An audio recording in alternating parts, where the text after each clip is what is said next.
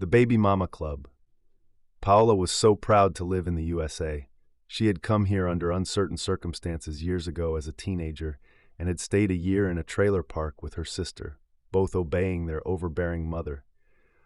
But they were illegal then, so when ICE was getting close, Mother closed up the shop, a snack bar, and the family fled back to El Salvador. A few years went by and Paola got married, and both she and her handsome husband, Alejandro, both Afro-Salvadoran, moved back to the USA, each under a work visa. That was 12 years ago. They both worked hard, raised their 2 boys, and purchased a home, built a life on their overstayed visas. It was the most amazing day of their lives when they both received news of green card status that allowed them to travel back home to visit family and friends. Paola prepared for weeks. She wanted everything perfect. She would return back home looking polished, successful, beautiful, rich, she along with her handsome husband and her pride. She had everything, and she wanted everyone who saw her to know it. She had made it. The flight finally landed in Bahia State, El Salvador. Her dad had offered to pick them up from the airport, but she had declined. She wanted her folks to know how she rolled. They could afford a taxi. This was another form of her bragging. Somewhere between the airport and home, the car was stopped by road bandits who robbed them of all their US dollars, their cash, and took one of their suitcases. Hers, with all the pretty clothes she had purchased, arranged and practiced wearing. They took their jewelry. Alejandro complained, "Man, my Rolex." "Alejandro, you know that was a fake Rolex." "Yeah, but it was my fake Rolex, Paola." "Aw, man." The cab driver ran away with the keys to the vehicle. He had to have been in on this, which is not uncommon in El Salvador. But they would never be able to prove it. Alejandro had tried to fight them off. The cab driver didn't help, even before he fled on foot. But there were 2 of them, and they had guns. Paola told him, "Let them take it all. We'll be okay." So there they were standing in the dark, yet only about a mile from her family home. They needed to call for her father to come for them after all. But how? Their phones were stolen. Somehow and from somewhere, Alejandro pulled out a second phone that he had hidden. He always had this phone, but Paola never knew it. "I thought the robbers took your phone?" "This? Oh, this is he hesitated, "my work phone." "Oh," said Paola, not giving it another thought. Paola knew her parents' number by heart, and they were able to call and get a ride. They were exhausted and went straight to bed that night. The next day was spent catching up and eating and laughing with family in the family home. The following day, Alejandro got up early and said he wanted to go and look up some friends. Paola said, "Okay, let me find something to wear." He stopped her abruptly and said, "I'll just be out with some guys. You'll be bored." "No, I don't mind."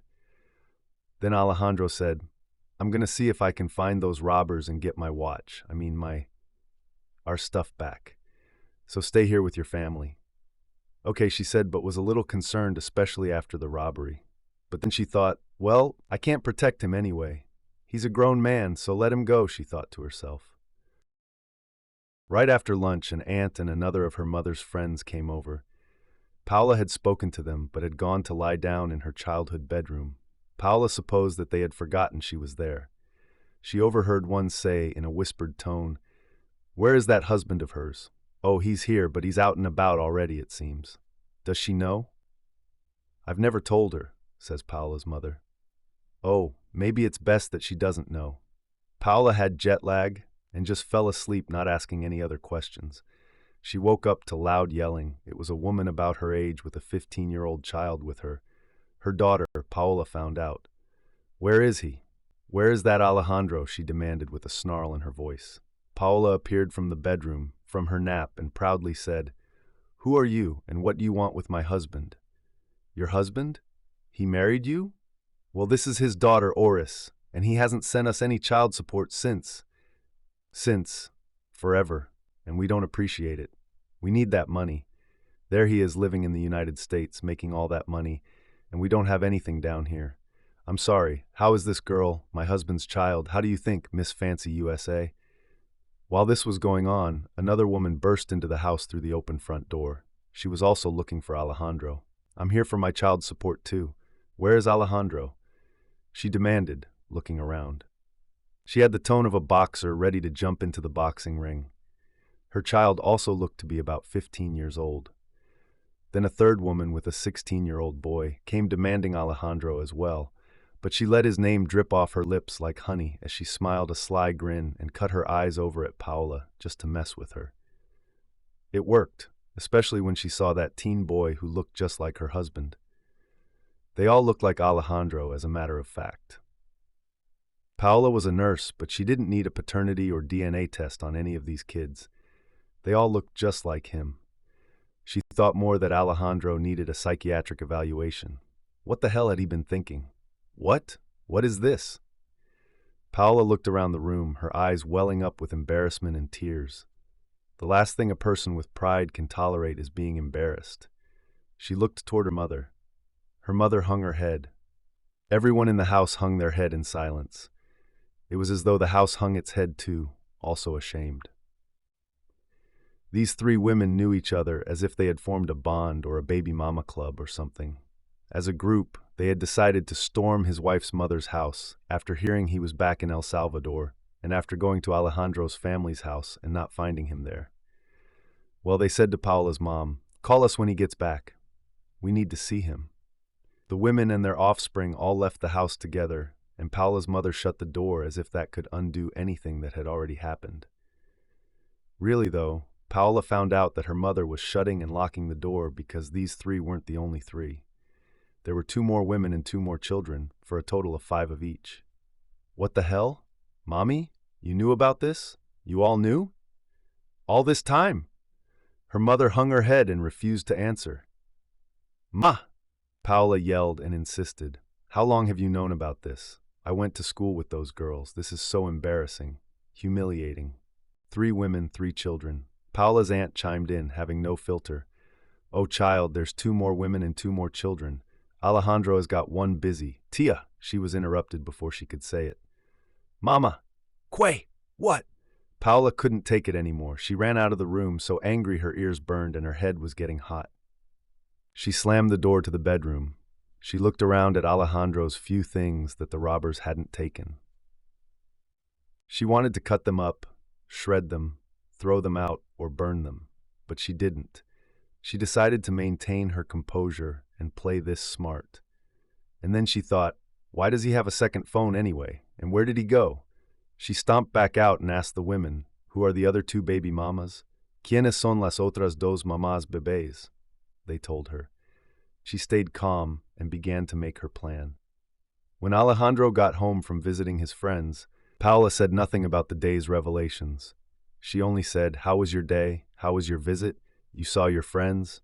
He mumbled non-answers to all her questions. Whatever he did, he was very tired from having done it. He rolled over and went to sleep. Paola didn't. She was still figuring out what she would do next, and she knew her plan would be glorious. They had planned to stay for 2 weeks, but Paola had been there long enough. Her mother, her sister, her father, everyone knew about all of Alejandro's side children, and not only didn't tell her, but let her marry him. They let her marry a man with all those women and all those children. Paola, he was one of the best choices of men when it was time for you to get married. He's an electrician. He is not an electrician in the States, Mom.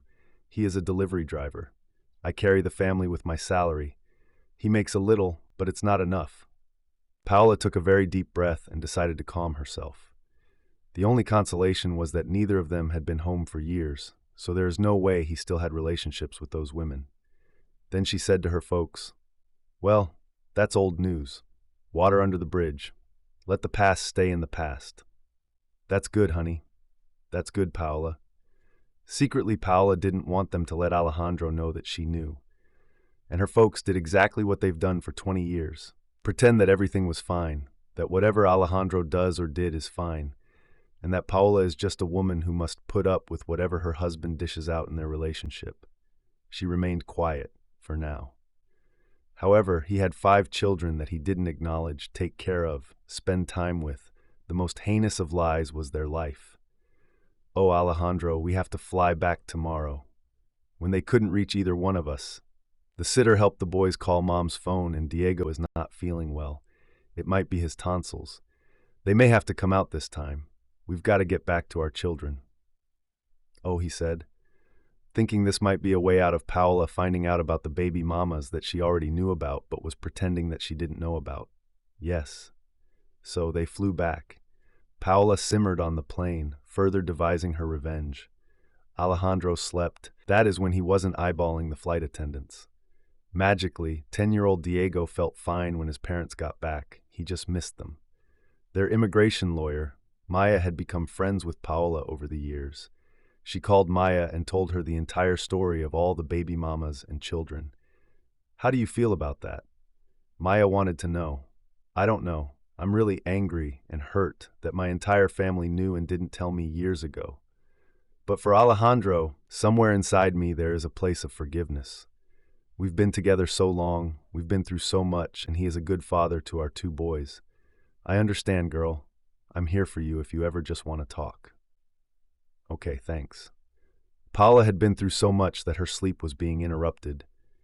She poured a glass of wine every night before bed to help her sleep. That turned into 2 glasses, and then it turned to drinking wine with dinner, and then 2 or more glasses through the evening. Soon she was always holding a glass of wine as her liquid pacifier. Still, night after night, she stayed awake with worry and scheming. She had stayed home from work since she had 2 weeks of vacation, and this is when the drinking really got started. Even after returning to work, during her long shifts, the only thing she could think about was getting back to her drinking. Alejandro went back to work as soon as they got back into the States, or at least that is where he said he was. He did not have any sleep interruptions.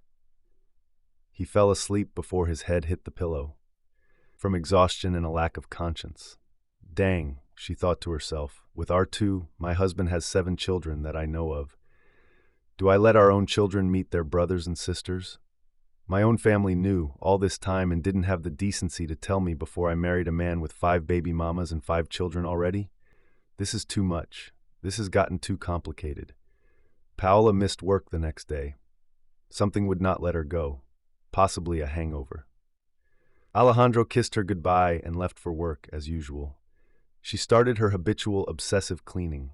Paola cleaned everything to its cleanest. It had to be perfect.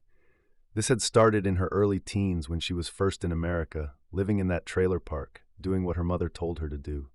While deep cleaning, again she found an earring, not hers. In a back drawer where usually Alejandro's socks were, she found a pair of panties, also not hers. When did this stuff get here? What are these? Trophies. Who is this man? In that same sock drawer in the back corner, powered off, he left his work phone, the one he had in El Salvador. "Aw, man," she said out loud. He left his work phone. But why is it in the back of this drawer, she questioned, also out loud. She turned it on, hoping it had juice. While it was in her hand, it rang, startling her. She jumped. Chloe. Who the hell is Chloe? He doesn't work with a Chloe, she wondered, with a puzzled look on her face. She didn't answer it, but got an eyeful of the picture that popped up. That's not a work picture. Chloe looked young, maybe 25 years old, gorgeous, stripper type. After no answer, she then texted, "Large gold hoop. If you find it in your car, it's mine. Sentimental value, LMK. "Oh no," screamed Paola out loud as she poured herself a glass of wine. It was 10 a.m. She poured another at noon. By 1 p.m. after skipping lunch, but drinking it, she was sloshed. The phone rang again, Yasmina. This genius has their real names in the phone. Is he stupid? Yasmina wanted to know if the usual Thursday at noon or Friday worked best for him, and left a link to a hotel. A cheap one. Paola knows because she looked it up. He didn't even lock this phone. She went through the phone and tried to match up the calls with the women she had seen back home. But no, these were American-based women, local women. These were women he was actually seeing. The chime for another message came through. "What the hell," said Paola. "Does everyone have this number? I don't even have this number." The next message on Alejandro's phone hurt Paola deeply. "Last night was unreal. Same time next week. Signed only the letter B." Her gut sinks. Who the hell was that? Of course, last night was unreal. She knows Alejandro. It's one of the reasons she married him. But she didn't know her husband would take his ding-a-ling on tour. Work phone? Alejandro is lying to me. She was shocked to the core. But the worst one of all was a Jessica who wrote a text. "Why are you ignoring me? I haven't seen my monthly and I'm 4 weeks late. Call me." "Oh hell no. Unprotected. How many children was this man planning to father? Who is Jessica? She sniveled out loud, drunk. She looked through his contacts, all women. Not one relative or practical number in this phone, just women. She thought she had collected herself, but she was still intoxicated and under the influence, and called the immigration attorney and said, "I want him deported." "What?" "I want him deported." "Are you angry over the baby mamas?" "Yes, that's no reason. That was years ago, and you said you forgave him." "But he's still doing it. It's like he can't stop. I found his other phone. Oh no. One call, one text from another woman and a sext. Another one might be pregnant. It's too much." "Paola, are you drinking?" Just being asked that, Paola suddenly sobered her thinking and realized that she must not hurt herself. Alejandro is already doing that. He is hurting her, the boys, the family, their lives, their lifestyle. She mustn't hurt herself. She must maintain herself for the sake of her boys. She made a promise to herself and her boys in their absence.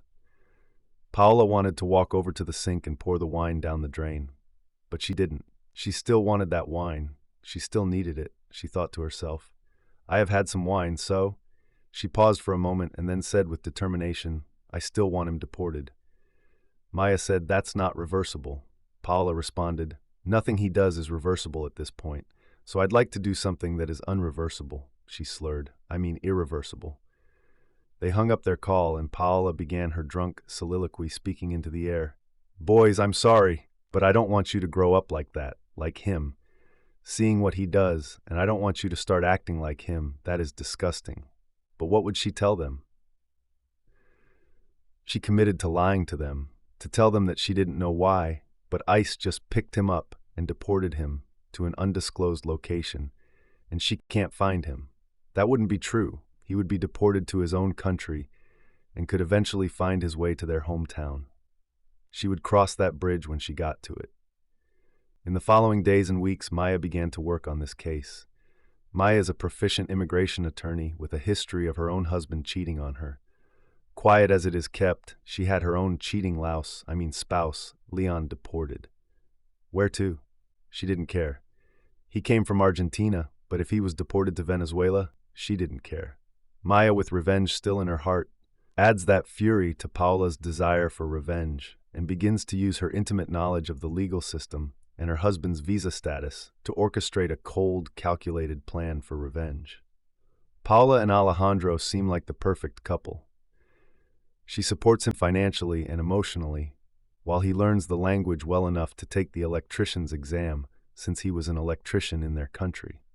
Until that time, he works with a catering company as a driver. It's steady, but doesn't pay that well. Paola speaks English extremely well and has earned her nursing degree and does very well financially. She holds the family together, making at least 3 times more than what Alejandro earns. That's a similar situation to Maya and Leon. Maya sees herself in Paola, and Alejandro had even hit on Maya. What a creep, she had thought, but kept working for them for Paola's sake. Maya teeters on the verge of revenge insanity as she takes on Paola's case as if she was reliving the cheating that Leon did to her. Leon had an ongoing affair with a younger woman, and worse, he was using Maya for her legal connections and immigration sponsorship.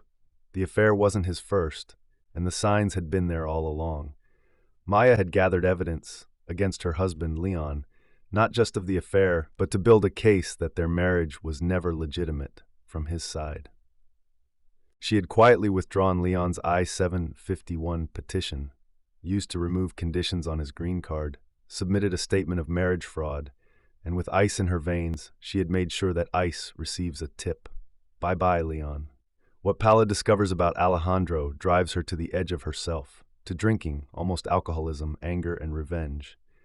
Meanwhile, with steely determination, Paola continues playing the perfect wife at home. Dinners, affection, short of sex. After all, he's getting it in the street. Why should she risk her health for his pleasure? Alejandro feigned sleep most nights anyway, since they've been back. Paola supposed he was catching up with all the ladies since his trip. Meanwhile, she's coordinating the legal equivalent of a soul murder or an assassination. By the time Alejandro realizes something's wrong, it's too late. He's flagged, and ICE begins to put eyes on him. After about a week, He is taken into custody for violating terms of his conditional status. Upon Paola's request, Maya begins to dismantle Alejandro's immigration case, taking the same steps she did to her former husband, Leon. Withdraws the joint I-751 petition, documents evidence of deception, reverses any shared finances, erases her digital trail of complicity, manipulates an ICE agent who is a friend of hers and he is unaware that this is a malicious act. Oh, and she adds, this Alejandro, he's from Venezuela. Without conscience, these women are evil. Coming out of an afternoon meetup with Chloe, Alejandro comes out of the cheap hotel room, their usual spot, and is confronted by ICE agents who are requesting an in-person review of his green card status. He starts panicking and quickly, frantically calls Paola before they take his phones away. Paola plays shocked, surprised, dumb. Alejandro, she fake screams into the phone. Where are you? And then she ends the call, pretending the call dropped. She powers down her phone. Alejandro is afraid and is crying real tears. Between sobs, he smells Chloe's perfume on his shirt. Did Chloe call ICE? Maybe it was Jessica, he thinks, because she keeps saying she's expecting and he'd better come over there and do right by her. Jessica had no way of knowing that there was no right in Alejandro. The ICE officers detained him. He's shocked, betrayed, screaming, I have a lawyer, let me call my lawyer, let me have my phone back. Let me make a call in Spanish, but no one is listening to him, if they even know Spanish. Alejandro is deported. With a bittersweet chuckle, Paola says to herself, the second phone, he sure did take it with him this morning. Guess the phone got deported too, she mused. Paola paced about the house all afternoon preparing for what she would tell the kids when they got home from school. She finally realized why she was drinking. She only started since El Salvador. The drinking was to fit into and remain the marriage with Alejandro. It was to tolerate it. She hadn't forgiven him, but had lied to herself that she had. The drinking was to make their marriage look like something that it really wasn't, even though she didn't know why at the time. It was for her pride. It was for bragging rights. It was to impress her family. She was the only one who was married before she had kids. She was the only one who had moved to the U.S. She was the only professional in the family. She had made it, and she was proud of it. She even has a house. She said to herself, Alejandro had put the family at risk. She could not also do the same. She was no longer willing to risk their lifestyle or their family or citizenship. Not even for revenge, which she realized was also driven by her pride, which she still clung to as if it was her protector. But it was not. Her pride had deceived her all of her life and led her into dangerous situations. Paola grabbed the open bottle of wine and poured the remainder down the drain, and the bottle gulped as it lost its liquid. She choked back tears and found a small smile that said, "We will rise. We will rise from this. We will make it." Paola states in her most resolute voice, "No more, no more, no mas." That afternoon, she goes outside and burns their marriage certificate, then picks up the phone and calls Alcoholics Anonymous. What time is the meeting? Wednesday nights. I need to join. She joins the group, stands with boldness, and tells her story. Most in the meeting think she drinks because her husband got deported, but her truth is something else. Maybe one day she will tell the whole story to others, right now. At least she has told herself. The very next day she changes her phone number, telling the carrier that she is getting too many wrong and spam calls. She doesn't tell her new number to anyone, just her children who do not have phones themselves. No one back home, not her mother, sister, aunt, father, no one. It is bad enough when anything you give another person is not enough, but it is worse when you give all you have, all that you are, and that is still not enough. Paola made a commitment to herself that wherever she was lacking, if she was not enough already, she would become enough. As the plane began to touch down in Caracas, Alejandro wondered when might he get his phone back, if it would work where he was going to land. Even if it did, ICE only had his play phone, the one with the numbers of all his side chicks, and no other useful or practical phone numbers. Then his thoughts immediately changed as he wondered if Venezuelan women were beautiful or not, and who would be the next member of the club, the Baby Mama Club. If you enjoyed this video, give us a like, comment, share, and please subscribe to keep great stories coming to you. Thank you for tuning in.